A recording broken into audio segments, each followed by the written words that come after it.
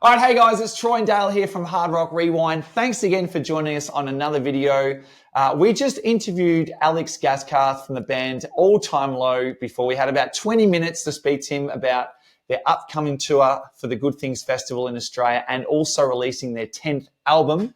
Everyone's talking. Dale, we had 20 minutes, had a great chat. He seemed like a really cool guy. What were some of the takeaways that you got from this interview?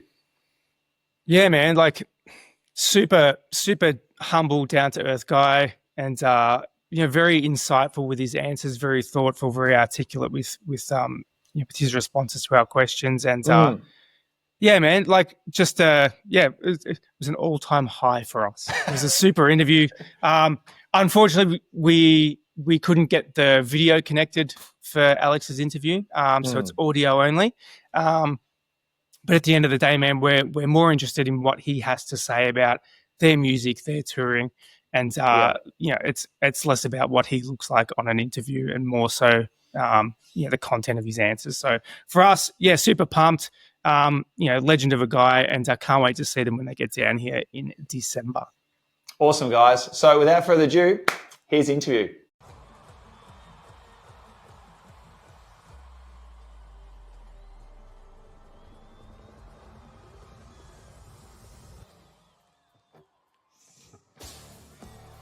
Thanks for joining Dale and I on Hard Rock Rewind. Obviously, we're going to be chatting to you this morning about a few things, namely about you guys coming out to perform at Good Things and also dropping your 10th album.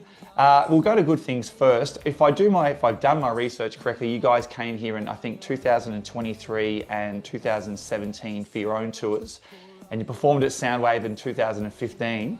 Is there something about Australia that you guys love to come out here and perform out here? Man, we've been fortunate. We've gotten over to Australia quite a few times over the course of our career, and it's been a place for us that has treated us so well and like kind of welcomed us in every time. The fans are always so hype, and the crowds are always amazing. So we've just kept coming back, and we've had the opportunity to play, headliners and festivals. So you get like a mix of both worlds there, which is incredible. I think we were on the first Good Things Fest, if I'm not mistaken, when they fired that festival up. So it's exciting to be coming back and doing that again. And so are there any bands at this year's festival that you haven't seen before that you're really looking forward to seeing if you get a chance while you're performing at the festival this year? I'm pretty hyped to see Garbage. Yep. I don't think I've ever seen a full show of theirs before live in person. So I'm very much looking forward to that. Awesome. That's so good. I mean, Garbage kind of takes me back. I was born in, I don't want to show my age, but I was born in 78. And so that kind of takes me back, kind of mid-90s, early 2000s. And what a lineup. Like Good Things this year, what a lineup. You got Tool, Garbage, you guys as well. The vibe is just going to be off the charts. Do you have a preference, your own shows versus festival shows? I would say, like, just for time's sake, I love playing headliners because at this point in our career, we have 10 albums worth of music. So it's a lot to fit in on a festival, just because we're usually a little more pressed for time. But, I think what I really love about festivals and the festival circuit is a lot of the time you're getting out there and you're playing for people who maybe haven't caught a show of yours before, so I think for us it's like it's an opportunity to get out there and make new fans and see new faces in the crowd, and that's a really cool thing to be able to do when we've been at it for as long as we have, and I think also it's diverse, it mixes things up, when we're in the groove of our own tour, that's one thing, but I think when you're kind of going out there and you're seeing all these other incredible acts all day, like we're up against Weezer and Garbage and some of these amazing performers, it kind of elevates your game a little bit. You got to step it up and like deliver. Yeah, definitely. And look, speaking about up and coming bands and newer bands, and obviously we're here to talk about you guys, but it was just something I saw recently that you guys did a show in Missoula, Montana, at the Kettle House Amphitheater with Girlfriends, which is Nick Gross and Travis Mills. How did that come about? Because I remember 2011, it was T Mills, and he was doing his kind of trap hop rap thing that he was doing, and I absolutely loved it. And yeah, I'm just super interested in how that actually came about. Yeah, man, Trav's a rad guy. We've known him for a long time, and you know, we kind of came up together on the Warped Tour, and you know, that scene, and so we go way back. And then obviously he always does really insightful, great interviews with us. You know, he's got a radio show and all that, and so we've just kept in touch over the years. And you know, when him and Nick started Girlfriends, it was cool to see that they were sort of operating in a space adjacent to ours, and it was just a good excuse, you know, good excuse to get some shows on the books. And it was funny, actually. We sat down to do an interview on his radio show, and it was there. I was like, I realized that we hadn't announced support for the first show of the tour. And I was like, hey man, you guys want to play this? So it was kind of like this natural thing. I just sort of threw it out there, and he was like, yeah man, we'll jump on that. So it was sick. And you know, we rarely get to go and play in Montana anyway, so the whole thing was kind of perfect. Awesome, man. So, dude, we'll jump to your album. I mean, you guys are releasing your 10th album, which is quite a milestone in this day and age. I reckon that's phenomenal. You guys are, you know, spit number 10 out. 4 singles you've released so far before it's dropping. You've had Sucker Punch, Weather, Oh No, and Butterflies. I read somewhere online, I think, that it was you guys, I think, wrote Weather with Zach Savini. Dale's huge fan of Zach. I am too, but he's across Zach pretty much most of his work. Did he produce or mix this album? He worked on a couple of songs for this album, and he mixed a bunch of the songs for this record. Yeah, we've been working with Zach for quite a while now. We met Zach when we made Future Hearts, and he was working with John Feldman at the time, and then obviously he's kind of like branched out, and now he's, you know, his own prolific producer in his own right. And we did Wake Up Sunshine with him. We did a good amount of Tell Me I'm Alive with him, and he's like an integral part of our family. You know, when we turn on the creative gears. And yeah, we wrote that song together, and it's always like, whatever we do, we always need to have a little bit of Zach's like oversight on what we're working on. You know, he just brings such a great touch to everything, and his production is incredible. And yeah, he's great to work with. You know, we have a blast, and we always get something special working with him. Awesome. I noticed when listening, we got a bit of a preview of the album to listen to for the interview. That's and I had a great listen to it, and honestly, it was a really great album. One of the things, Dale and I both musos, so we kind of love to, you know, we kind of listen to on a little bit of a deeper level. And one of the things I noticed about this album is that it sounded this like it all comes under the All-Time Low umbrella of the sound, but a lot of the songs were very different in their approach. So you had some songs that were varied in tempo, some songs that were different in key. You know, there were some songs that were like riff based, and then it was more chordal, which I really liked. I found it was because you can get some bands or have some albums that play in the same key, very similar tempo, and it kind of just sort of the same. But this was really varied. Was this something that you guys thought about when writing the tunes, or was it just naturally how the songs came out as you were writing them for this album? That's a great question. You know, it's I think for us, we always try, when we sit down to make an album and a body of work, we look at it that way. You know, it's a body of work, and we're still of the mindset that even though we kind of exist in this in a world now where it's very single driven and you know, playlist centric, and people aren't necessarily listening to albums as much, which I think is unfortunate, but we are still a band that very much wants to make an album and an experience. Like we want, you know, I want our fans to sit down and you know, press play on track 1 and sit there and enjoy it all the way through. And obviously, you know, that's not how people are consuming music these days, but I still stand behind it, and we still believe in that. So we go in and we make a record, you know. So I think we try to vary it up. We try to bring a lot of different flavors to it and dynamics to it. You know, you mentioned like keys of songs, and I think for that specific thing, it's really what just serves the song the best. You know, I think my voice and vocal range kind of suits a certain place, and we kind of move around within that based on how the song is feeling and how the melody is sitting on the song in a specific key, you know. And I think it's really just about, at this point in our career, like trying things that we haven't tried before. That's a huge part of it.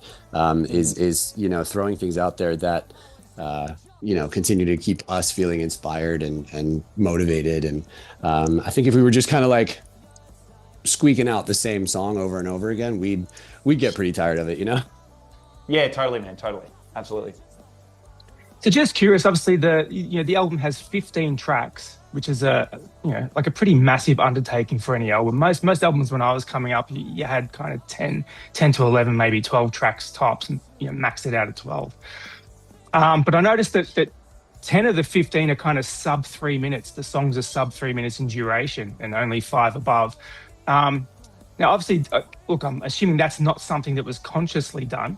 But do you think that the advent of social media and shorts and reels and TikToks, and even perhaps at a subconscious level now, songwriters and musicians are developing super lean songs, like songs with no fat on them, straight to the point songs, to perhaps accommodate like a diminishing audience attention span, perhaps? I mean, that's a great question and a great point. And I think, you know, you're not wrong. I think, I don't think we ever sat there and said, hey, let's make sure the songs are this length, you know, but I definitely think that as songwriters, we are maybe naturally inclined to, like you said, keep it tight. And I think it also kind of just, again, back to the point of how I was saying how we kind of write the songs. It's like whatever serves the song best. You know, I think the songs that are longer, you know, I think there's a song that's approaching 4 minutes on the record, if I'm not mistaken. And with that one, it felt right. You know, I mean, it didn't feel like it was hitting a lull. It never feels like it's kind of going stale, so to speak. And I think there are some songs where, you know, it does get to a point where you're like, well, do we need another reintro here, or could we go straight to a bridge, or could we jump to a last chorus here? And you may well be right that like society and the way we consume music is kind of driving all of us to kind of cater more towards wanting a song to be a little bit shorter, because our attention spans are just so fucked. You know what I mean? We're just so bombarded. It's crazy. So it's like it's tricky, but I think you know, that said, we do what feels best for the song, or at least we try to. So it's I think the idea of like let's have that last chorus go around again because the song's feeling too short. Like that so rarely comes up in conversation. Yep. You know what I mean? Yeah. Troy and I often joke, and like we've said, you know, in our personal conversations, that at some point there will just be choruses. Like there'll be no verses, no intros, no bridges. I hate it. It's just going to be a chorus. Yeah. I hate the idea. That's a horrible idea and terrifying. Yeah. No, it's actually really funny, not to cut you off, but there's a track on the album called Goodnight C'est La Vie that is literally, I mean, it's like a 38-second song, I think, or something like that. And it was born of this idea of like, can we get a full concept across in as little amount of time as possible? And that was kind of the challenge for that song. Like we could have kept writing, we could have added a second verse, things like that. But the story in that song is so condensed to about a verse and a chorus, but it tells you get the entire tragic story of what's going on in that song in such a small soundbite. And I think maybe that's the one and only time we'll ever do that. It's certainly not going to be a fun music space if all we get are choruses, because you know, you gotta tell a story, you gotta get a point across. Exactly. So that being said, how does your creative and songwriting process differ now from 20 years ago, say? I mean, to be honest, it at the core of it hasn't changed all that much. You know, it's me or a few of us sitting down and coming up with a riff or a hook or a lyric or a melody, and then just building and building and building until we have something that feels really great. You know, I think something that's really great for us right now where we are as a band is that we launched our own record label. I started a publishing imprint, and you know, we're kind of self-producing at this point. And you know, I think what I love about our creative process right now is that it's extremely self-contained, and we are really kind of self-assured with where we are as a band. And so I think when we sit down to get creative, there's very little doubt in our minds of like what does and doesn't work for All Time Low. And so it's a nice place to be operating from when, you know, we can push the boundaries a little bit, push the limits a little bit of like what we're trying musically in our songs, but there's always that understanding at the core of like what All Time Low does and what it means to people and what connects with our fans. So I think it's a very realized version of ATL that's happening right now, and I love that. It's nice to be a part of that. Awesome. Now we've got 3 or 4 minutes left, Alex. So I'll let Dale and I field one question before we have to let you go, mate. Obviously, there's a lot more we'd love to ask you, but we'll be very respectful of your time. Obviously, there's Dale and I. You know, we're from the. You know, we used to play in bands mid 2000s. Love all that sort of emo scene, rock, metal sort of stuff. That really. There seems to be a real resurgence about that, probably in the last 2-3 years. A lot of anniversary albums or bands, you know, whether it's 2000 albums coming out or when they were a band. Do you guys really feel that at the moment? Because obviously you guys are from, you know, early 2000s. I think you formed in 2003. Do you kind of get that sense that there's this renewal for that whole scene again amongst people when you're touring and whatnot? Yeah, it's pretty crazy. You know, I think it really started dawning on us what was happening kind of around 2020, like when everything shut down for COVID.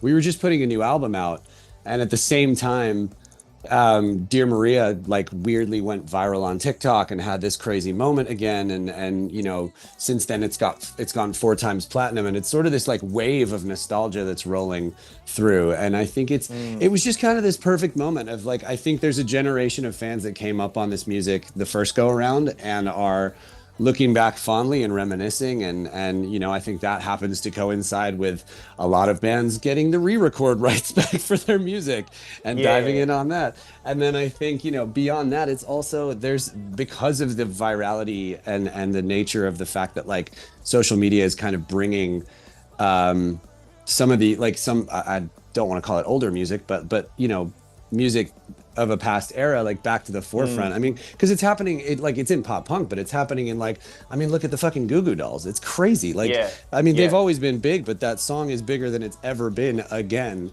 It's got to be on its 9th life now, you know, and like new generations of kids are discovering these songs. And I think what's, you know, as it pertains to kind of pop punk, emo, hardcore, all of that, is it's like it's brought that and introduced it to a new generation. And I think the music and the genre has always, to me, connected with young people because it's music that is about self-discovery and figuring out where you belong in the world. And I think that's why that music connected with young people back then. And I think now that it's been reintroduced to this new generation of kids who are, you know, even more isolated than we were then, because they're just, you know, a lot of people are watching the world through a phone screen. And I think the music once again kind of speaks to this new generation, you know, giving them a place to belong. And I think that's coming through at the live shows. You know, like for me, it's always been the connection that happens at the concerts. And I think we're seeing a big resurgence of that too, which is amazing. Dale, I'm not sure if we're going to get time out, unfortunately, dude. I'm sorry about that. We've been told we have to finish up. Apologies. Alex, we just want to say huge thanks to you for joining us this morning, mate. Guys, also, so just to let you guys know, good things is happening. Melbourne, Friday the 5th of December. Sydney, Saturday the 6th of December. Brisbane, Sunday the 7th of December. You can get your tickets at goodthingsfestival.com.au. And also, you guys have been doing some side shows. I think you guys are doing Tuesday the 9th December at the Tivoli in Brisbane and Thursday the 11th of December at the Hindley Street Music Hall in Adelaide. And tickets go on sale, 17th of October general. Thanks so much, Alex. Much appreciated, brother, and have a great trip. Thanks, Alex. Thank you guys so much for your time. I'm such a big fan of what you guys do. So thank you for having me. And I'm sorry it's a little bit rushed today, but thanks for getting me in. I appreciate you guys very much.